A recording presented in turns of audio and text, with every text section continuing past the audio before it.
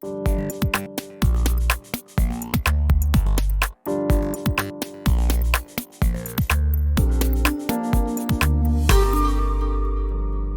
you all for coming to our third 2022 Luminary Speaker program. My name is Gary Schindel, and I have my pleasure to introduce Dave Springhetti. Dave is a life member and fellow of the NSS. He's been caving since 1963. He was a founding member of the Pahasapa Grotto and has predominantly caved in the Black Hills area of South Dakota. And with no further ado, I'd like to introduce Dave. Thank you all very much. Thank you all for coming. And without further ado, I think I'll just jump right in. It's kind of like the rodeo. It's a timed event, only we actually have quite a bit of time this time. So growing up in this area is caving is really a wonderful thing, and it actually, even though we never really grow up, gets us a lot of life experiences and lifelong lessons, and a whole lot of fun, and get to do stuff that I'm sure your other areas get to do also, but maybe not quite as small holes as that on a consistent basis. So I'm going to start by conveying a couple of little short stories that happened to me very early in life, and that affected, even though they're not really caving related, they affected myself and my caving career. So in about 1978, I found myself passing a car on I-90, 75 miles an hour, but the only issue was I was going backwards, was on ice. And so as soon as I looked the other driver in the eye, I turned around and looked out the back window and slowly moved the car into the median, and it slowed down good enough. Then I thought, jeepers, I'm going to get stuck here. And so I just cranked the steering wheel around and flipped it around and drove up onto the side of the road and put it in park and said, "Next, driver." But I learned a few lessons from that. One was don't panic when you're in a situation. Obviously look where you're going, and these things have actually helped out a number of times during my caving career, and probably pretty much is the reason that I'm still here. And don't give up on the situation. Keep trying to solve the problem you're in, and be patient, and little corrections can go a long way to that. So that was that. So this was back in about 1970, I believe. The Windy City Grotto Expedition Army, led by John Shelton's, descended upon Wind Cave, and they had 15 times the number of people for that expedition than we had members in our grotto, and that was somewhat overwhelming. But they welcomed those of us that showed up, and that's where I met John, obviously, the commander. And I hope you saw his presentation, because I'm not going to talk much about Wind Cave, because he did a really good job. I think that's about it. So the second incident was on the evening of June 9th, 1972. I took a trip over to the Bighorns and in Wyoming, and to help gate a cave. And I went with Richard Nixon, not the Richard Nixon you might be thinking of, but he lived with me, or lived in our little pod of rentals, and his wife Jenna and Carol Oscott and I drove over to Wyoming to Horse Thief Cave, and got there late at night, drove through a huge rainstorm, and then went in the cave, carried the concrete in for the people that were really doing the work, and we were just supporting cast. And then went on a little bit of a cave tour and came out, and they told us that Rapid City had washed away. Well, I thought, not quite, but at any rate, we lived just 3 blocks from the Rapid Creek over here, and just about 3 blocks away from this point. And we had about 3.5 foot of water go by our apartment. And that, if we'd have been here, that wouldn't have been good for us. Anyway, so we were very, very lucky, unlike a lot of other people. So that night, 238 people lost their lives here in Rapid City and shortly surrounding area. And so that kind of was anybody that went through the flood, that was a very important piece for them. Can you speak up some of this? If this sounds like it's too low on that mic. On this one, okay. Yeah. We'll turn that that way. Is that better? Loud in your ear is taking it. Okay. But what we did do is we found some sump pumps, went around and pumped out basements and helped people clean out all the trash, and just did general good things that any caver would do. So that was a very influential piece. Now on to the rest of the story. So in 1988, John Sheltons and I were co-chair of the NSS convention here, and it was down at Hot Springs in his ranch, and that was really pulled off. We had a very small grotto, as I mentioned earlier, but we had a lot of people step up to the plate to help us out, including people from Colorado and Wyoming in particular, in addition to local residents and residents of Hot Springs. So that was really the teamwork there, and like I said, I hope you all had a chance to listen to John Shelton's presentation on, because he covered the convention in pretty good detail. What he didn't say were a couple of things that happened that were kind of significant along the way. Is that there was a search and rescue in, I believe it was 1989, for a caver that got lost in Wind Cave. I don't think she'll mind me using her name here as Rachel Cox, because she's putting on making a short movie on that anyway. And I don't think the newspaper quite got the number of searching days right there. I think it was like 2.5, but never expect the news to get that. And Steve Baldwin was one of the search team leaders, and it was his group that actually found her. So that was just an interesting experience to have been part of. The other thing was later we made this is actually the first commercial sponsored NSS video. And like any first videos, it's had its good and not so good points.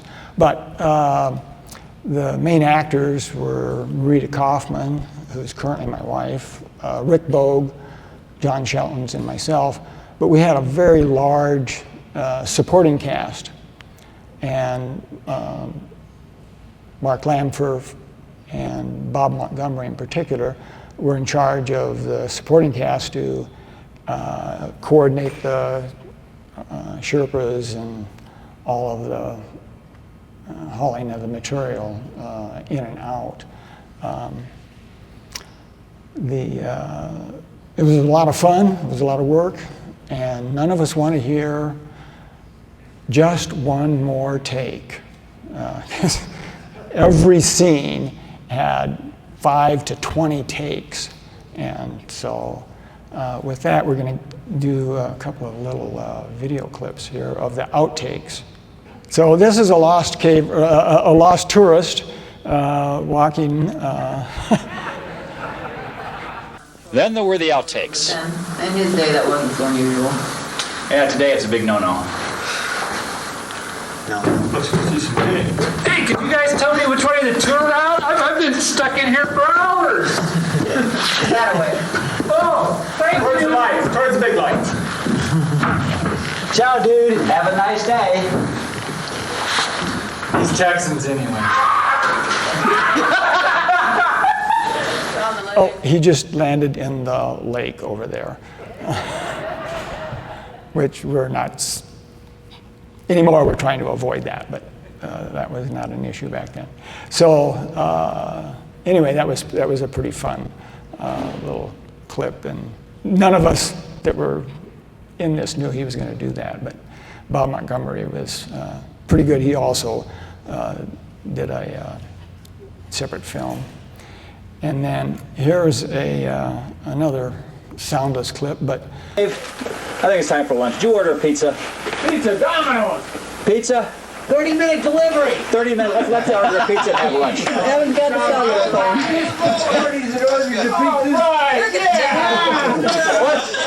That's a big chip. Roll that bottle wallet back in the car. Show up the brand name is. We gotta get these people out. Pizza Hut. Making our day. There's pizza in here. Mark and Mike had snuck back to the entrance during the last shoot to meet Pat and Cindy, who had just rushed a hot pizza from town. Mark and Mike then delivered the pizza to the site at the perfect timing. And boy, did that taste good. pretty incredible. One other time, although we don't have a film of it, we did actually have ice cream, which was pretty cool. Anyway, and everybody enjoyed the pizza for sure. It was one of the things we did to try to make it fun for all of the people that helped out that weren't going to really get any of the glory, so or shame of being in the film. But it was fun.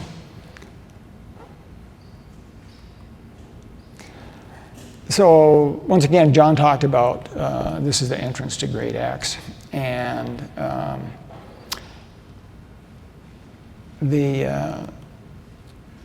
it got turned into. We'll talk about that other part next. Anyway, there was in John's talk he talked about where you go from the upper dry level, which we had spent I don't know, maybe 10 trips up in the Great Hall and that whole area trying to map out all the dry stuff before we went back into the water, because the water was cold and we didn't really want to go there. But that was where the cave went, and we knew that. So we went back through something that's called the Kittycombs and started mapping back down to the river. So we had, it's about 100 foot from where you started the Kittycombs down to the river level. And we'd gone about half of that, and then it got pretty steep. And I had a hand line, a nylon web. And so we anchored John, used John because he's bigger than I am, so I got to go first.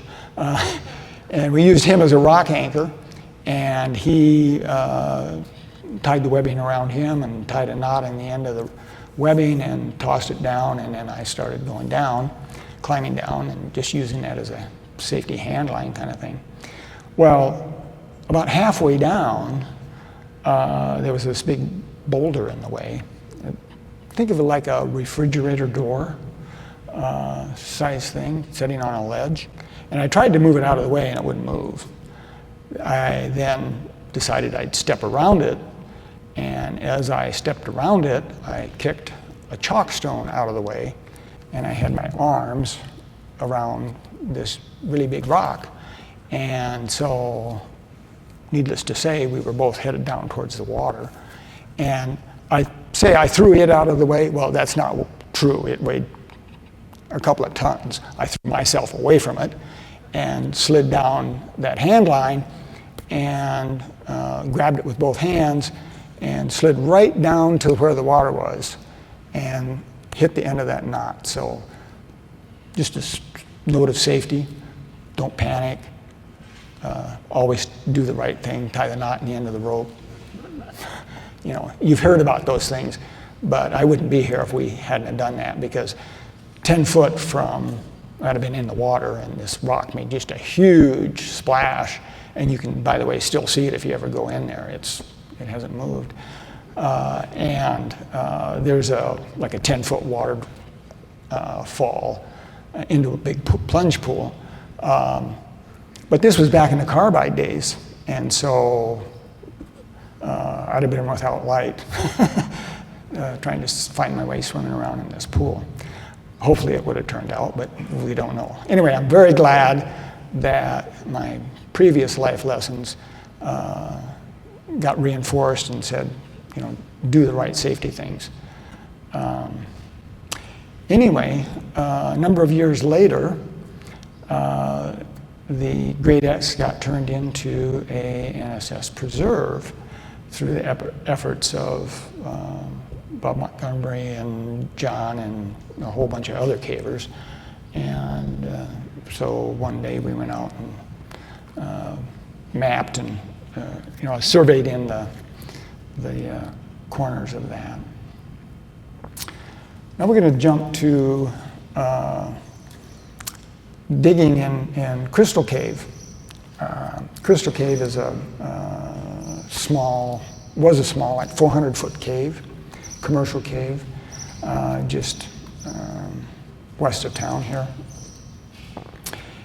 Anyway, we started out with a huge amount of enthusiasm. We had maybe a dozen people at our first dig, but we quickly ended up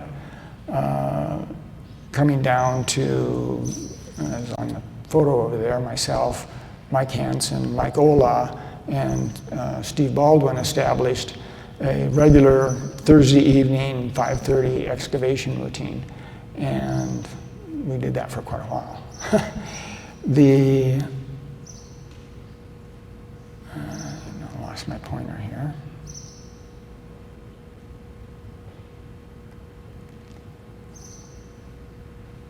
I guess I don't have the pointer.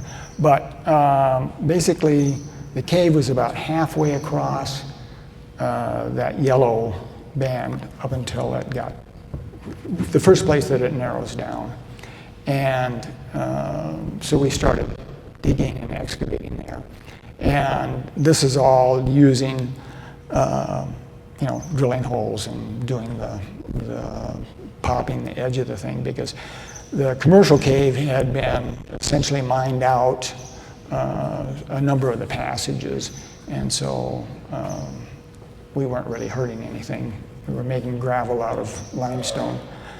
And these passages, were like 6 inches in diameter and 1 or 2 feet long that we were making big enough to crawl through. So after we got through the first, it took us about a year to get to this point, but we found these magnesite balloons, and there's at least 3 of them in that left-hand picture, and there's actually quite a few of them in there, and just one close-up here that turned out. So, sorry about that. So we were finding some interesting things, and Mike Hansen, while I was digging the forward direction, dug out this bypass so we would not have to go by the balloons and safe keep them. So a lot of people doing a lot of interesting things. This is something called the Rhino Horn, and it was after we dug through that last spot, and it's just an interesting formation. And here's some of our additional crews, and we always welcomed anybody that wanted to show up. And this is actually my niece from New Jersey and her friend, along with the previous cast, and more local cavers, more cavers helping out, having fun in the mud. And then we had a unwelcome would-be helper. and Steve Baldwin says the reason rattlesnakes rattle is because they can't smile.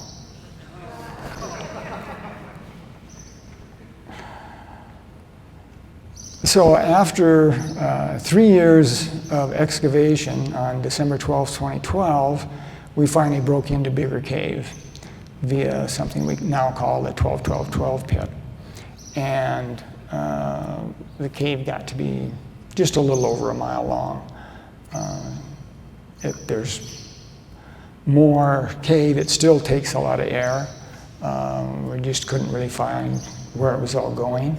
And the next push needs to be by younger cavers than the previous crew. So one dig begets another, and this is a cave called North Cave. It's north of Jewel Cave.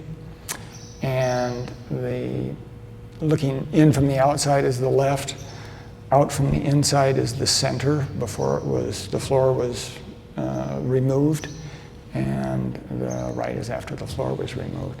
It took one summer pretty much to do that. And once again, we used electric drills to chip away at the floor and the sides with the forest permission. And so we hauled in power so that we could run a 110 drill, because it's about most of a mile to the cave, and just carrying batteries back for that distance we'd still be making the first part of it bigger if we'd have done that. Anyway, the little girl in the picture is Brooklyn, and note her finger's got a little bandage on it there. It was really Adam's fault, but that did not happen on this trip. That actually happened in an injury from one of our gates in Reed's Cave. And she was coming out, and some way or another got her finger in the wrong place, and then the door was opened on her. But she still goes caving again, but started nice and early here. And this is the entrance of the cave with Marita and Carl Emanuel. And these are just two of many, many, many people that helped us dig, and it's a continuing dig. And then we call the picture on the right Nick and the Hobbits. This is Nick Anderson. And he's kind of tall guy, and we're kind of short, but so we like this picture immensely.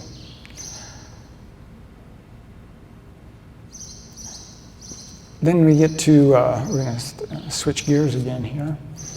And this is Greg Hansen, and he and his brother Mike discovered Down Springs Cave, and that made, it's now an NSS preserve, but they dug out it was full of rat dung. Two different digs to actually get into where it is good. And this is Marilyn Don Borgerson, who in the center, who donated a large portion of land, which enabled the Don Springs Preserve to be created. Mike Lindy on the left and Nick Anderson on the right. But we're very appreciative of and thankful that Marilyn donated that property. A little bit of a backstory here. After the '88 convention, we had a big cleanup session or trip to clean up Brooks Cave, which was down below Dom Springs Cave, and hauled out several pickup truckloads of garbage out of there.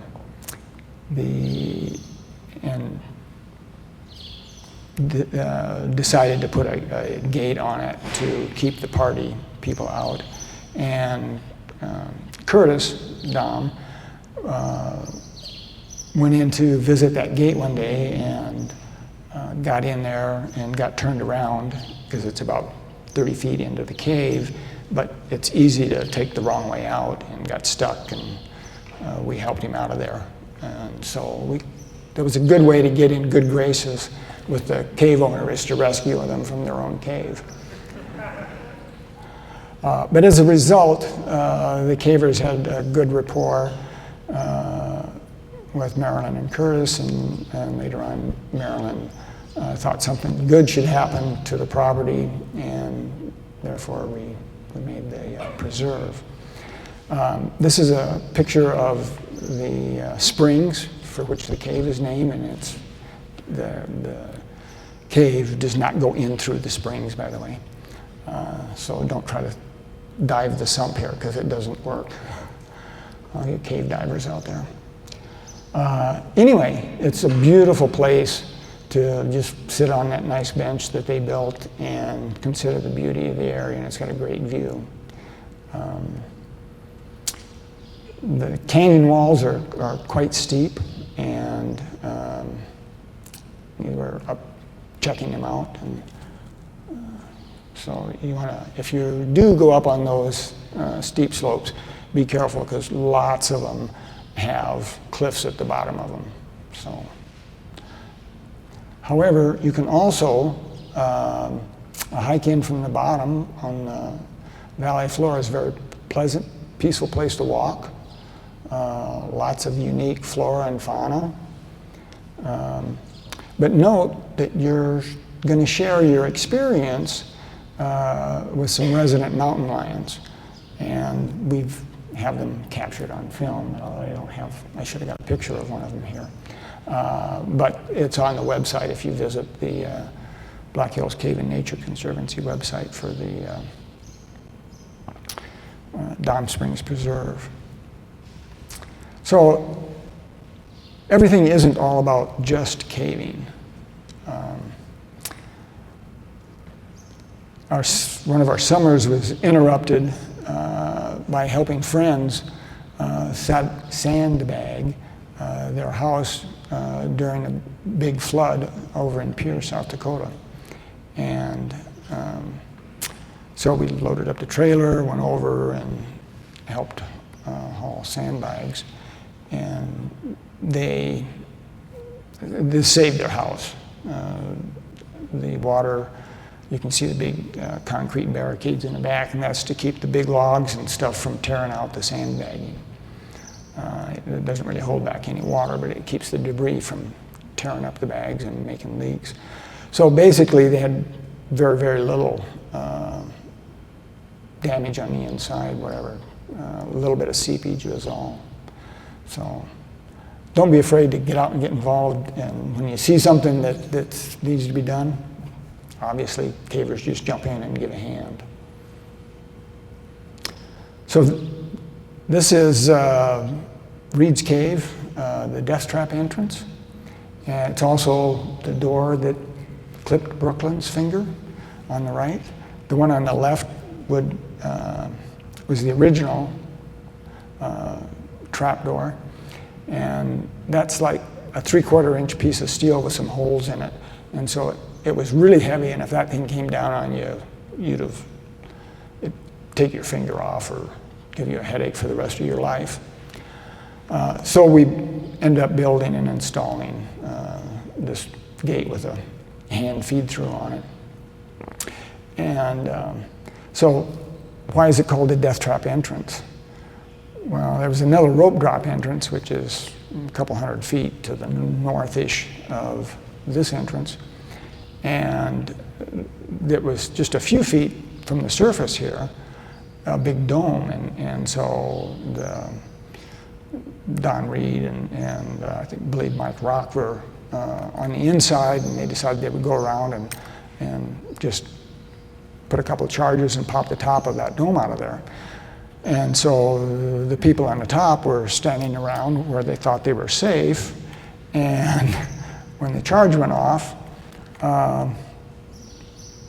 the gravel that had turned into gravel underneath their feet started flowing into the cave, and thus it got its death trap name. So here's another cave gate experience. And so this is a demonstration on why the gate needed fixing. And on the left, and my brother and helping me here, John in the photo on the right, and we were assisted by a few cavers from the grotto and the Park Service, and the logistical challenge of getting a welder up to here. Getting the welder there isn't a big deal. Getting a generator close enough to where you can run, 150 foot of cable was. Anyway, that got fixed, and now you can, as you can see on the right one, that nice shiny bar, you're not going to perform the trapeze act anymore. I don't believe anybody ever went in and out that way. I could be wrong. If somebody did, I didn't hear about it, but anyway, it's all good now. Just a couple other gates that I was involved in. The one on the left is Goodhue, and it's at the creek level, creek bottom level. The creek is actually over to the left here just a little bit, and it's a balanced trapdoor kind of thing. But this is in Custer State Park, and it's actually Steve Baldwin followed the original entrance, which is kind of to the left and a little bit downstream from here, which had a huge, I think they called it, I'm not sure it was called the Crawl of Death, but it pretty much was, because it was all stream level held up by air that you were crawling underneath. So this was a nice bypass to all of that. On the right is some of the gate works for Dom Springs Cave.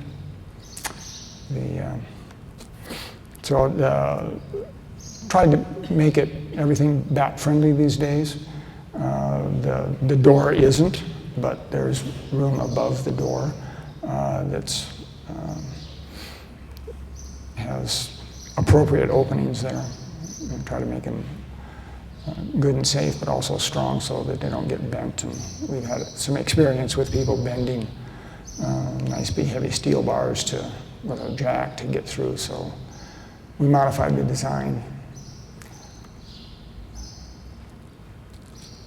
Then this was the great cave gate journey of last year. Spent some time building 2 gates. And this was Secret Cave or Bust. And we actually made it, but if in hindsight it would have been better to put new tires on the trailer before we started the trip. They got changed out when we got to Florida, which when we realized they were not in very good shape.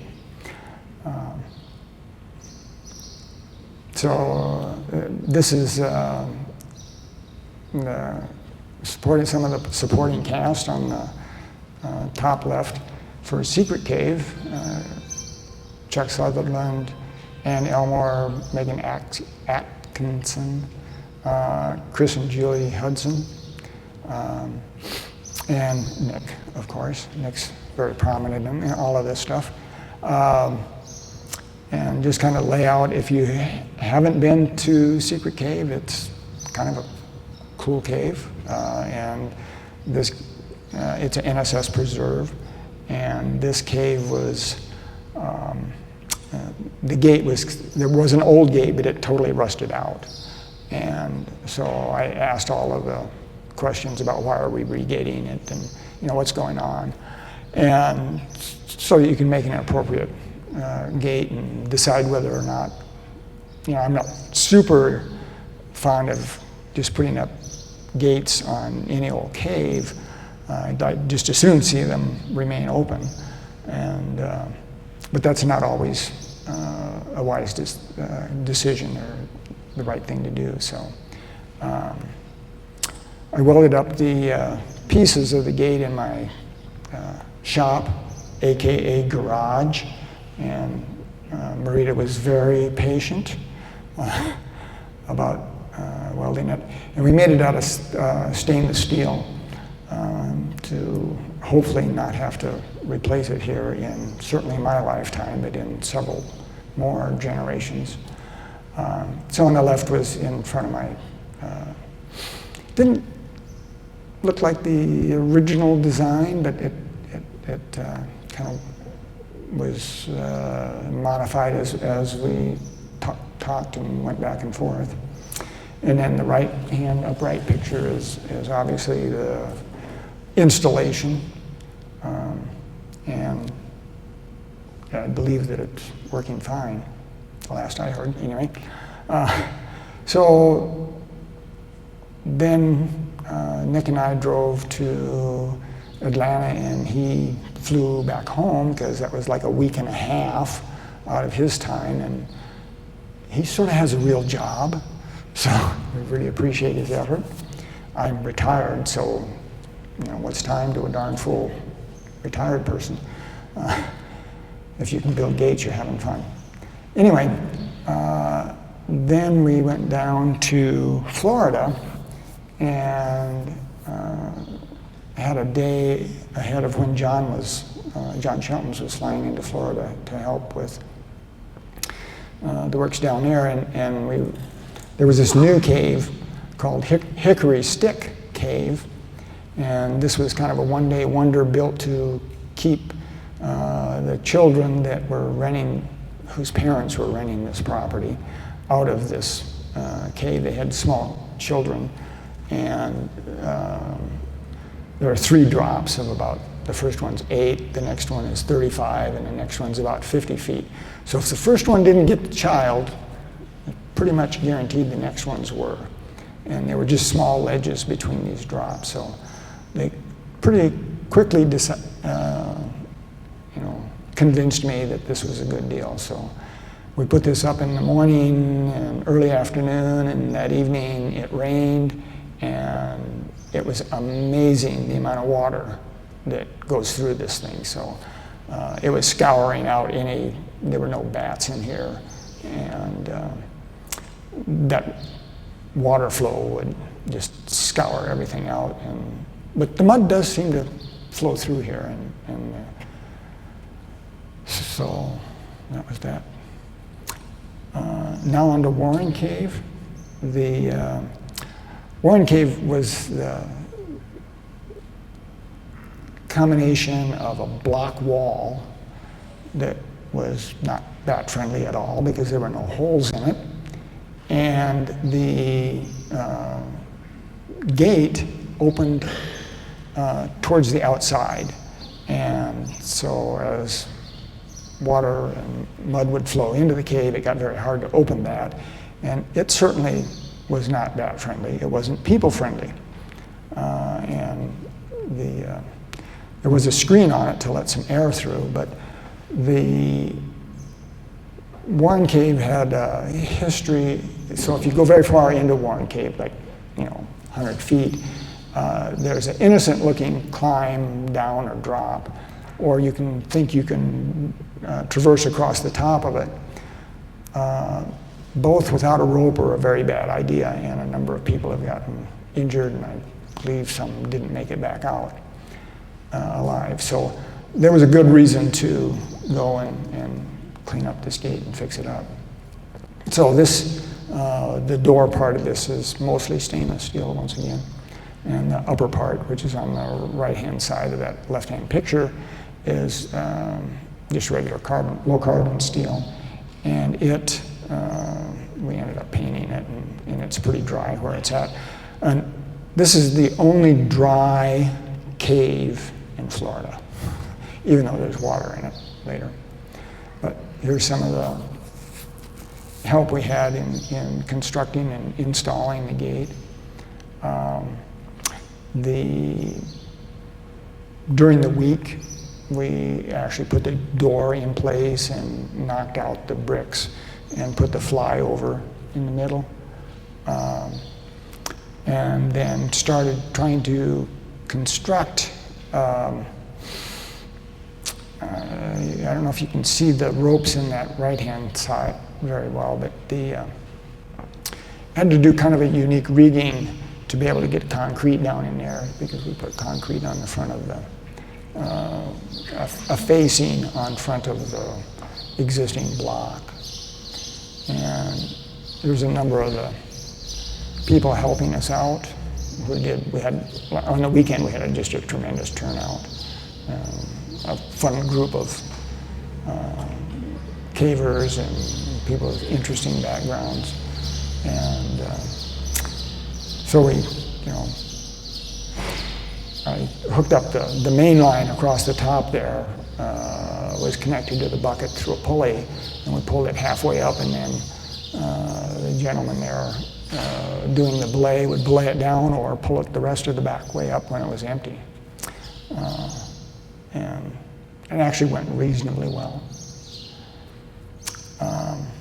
Natalie Volk and Dave Lizdaz were our resident contacts and helped out, and we stayed with Dave, and it was very gracious. The right is myself and John at the finish thing, and John had a good idea of kind of a little bit of Disneyland in him, but instead of just leaving the exposed concrete, he said we should make it look a little bit like a cave. And so it doesn't look exactly like a cave, but it looks better than the exposed concrete. So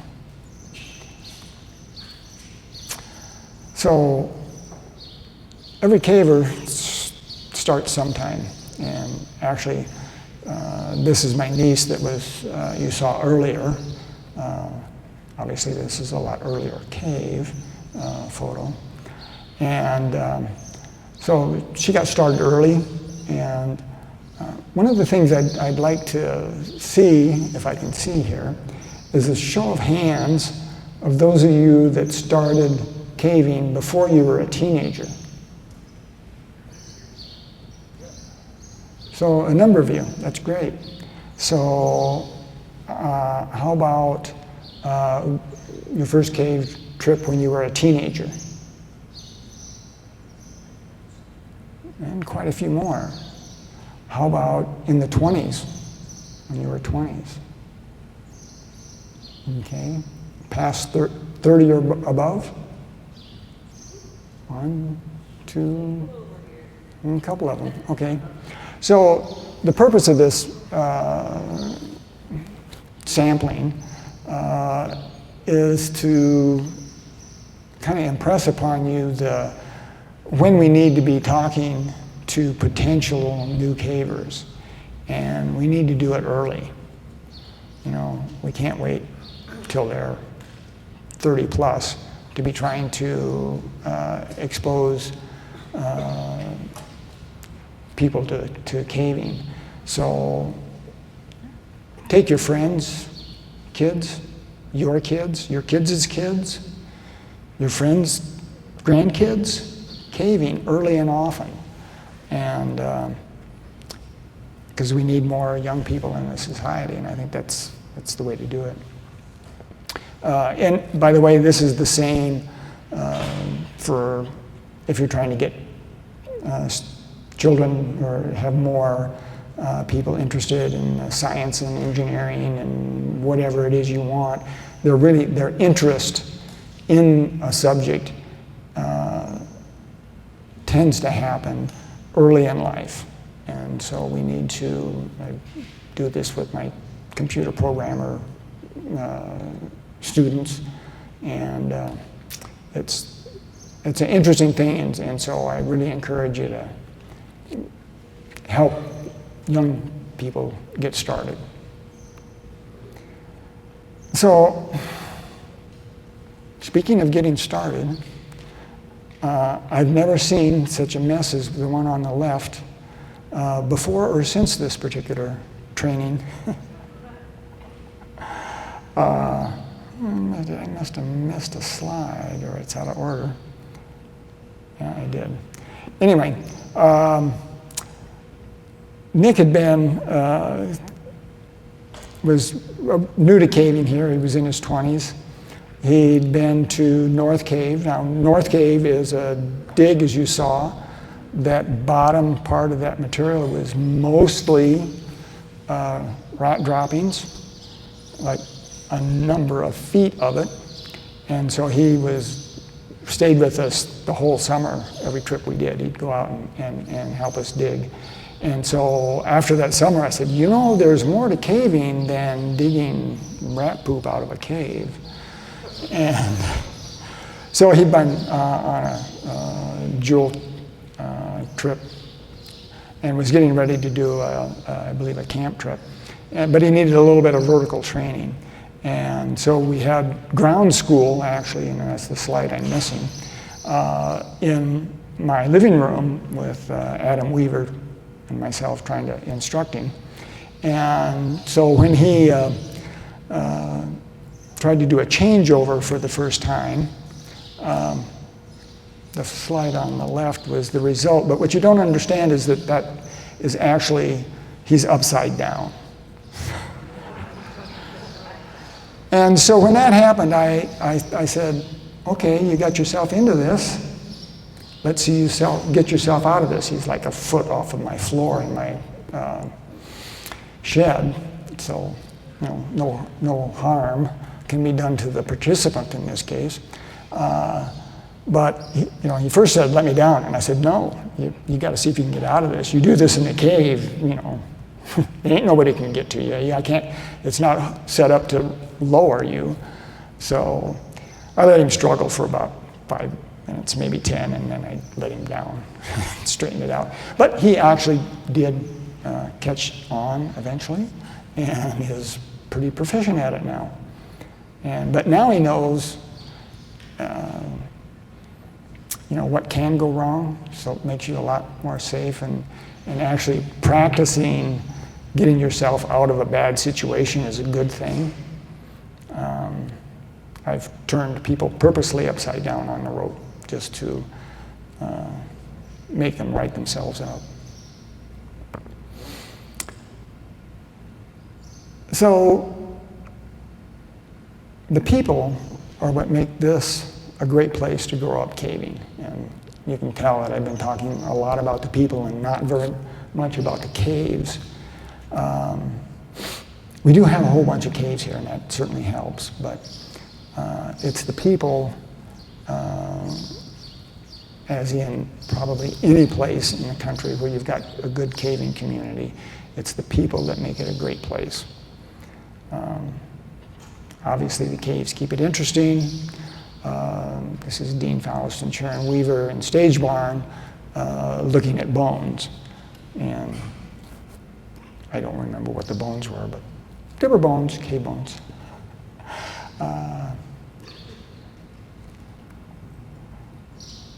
This is Sergeant Preston, and I believe his nurse, Sarge, is a doctor, and he was a doctor in our grotto and caver, and he volunteered to do, be on any cave rescue that we needed.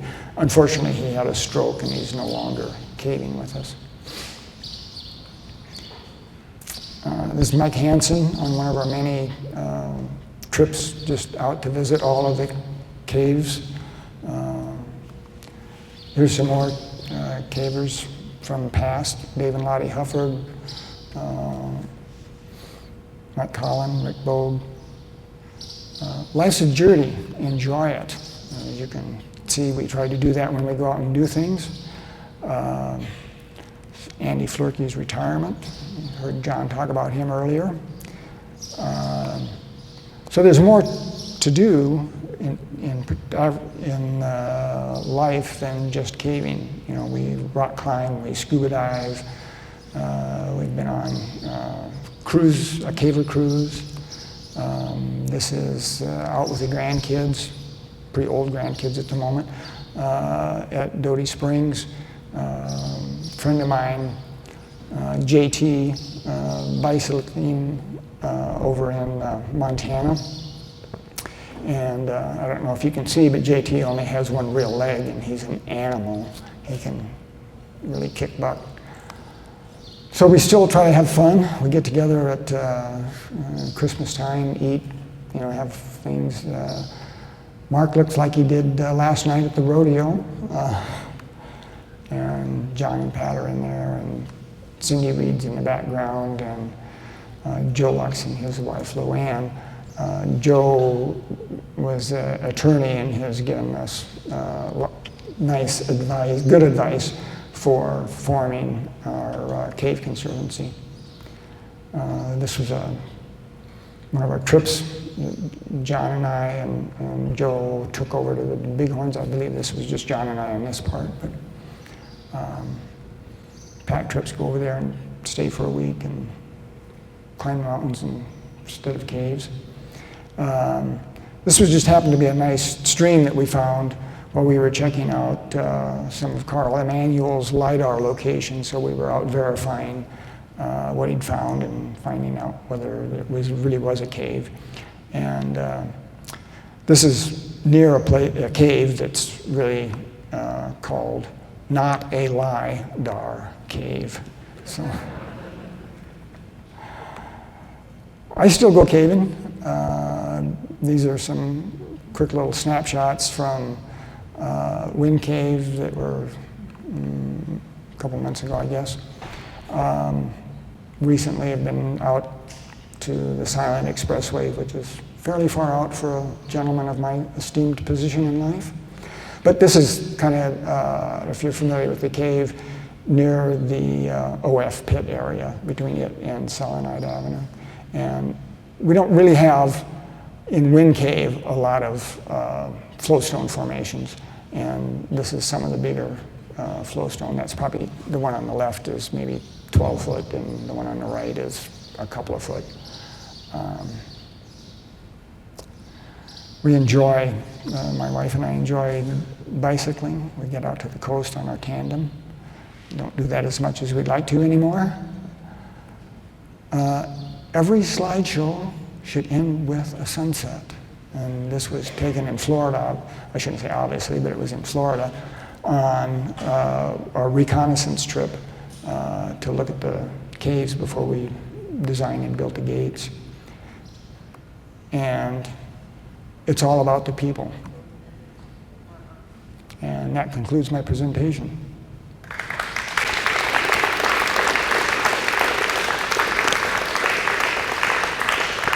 Any questions?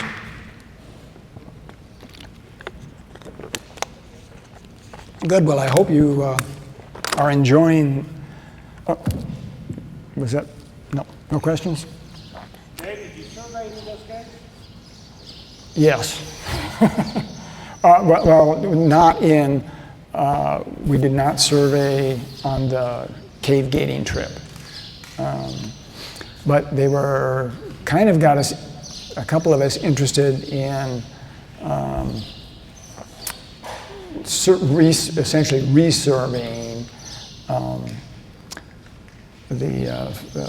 some Florida caves that are the dry parts. So, but no, we didn't do that on the trip. But I've obviously done a lot of surveying in local caves and Wind Cave and Jewel Cave, which I did not mention here. But way more in Wind Cave and I don't know, 10 or so trips into Jewel Cave, survey trips. Anything else? Well, enjoy the rest of your convention. Oh, sorry. I'm glad you can see. John and slid down the rope. What happened to John? I'm sorry, I didn't hear the question. You were tied off to John's shelter, and then you slid down the rope. What happened to John? Okay, the question is, what happened to John when I used him as an anchor and I hit the end of the nylon line with a knot in the end of it? Fortunately, he looked like a rock stuck in a pocket, and so he picked him up just a little bit, but fortunately it didn't. I was pretty sure it was not going to pull him off. I've got done a lot of climbing, and when we've rappelled off of different things and in fact set different anchors, we used to actually use body anchors as just a normal kind of thing. Most people wouldn't do that anymore, but we certainly did in the past. But yeah, it was just a body anchor, and it just pushed him into the kind of a cup kind of thing, in the pocket.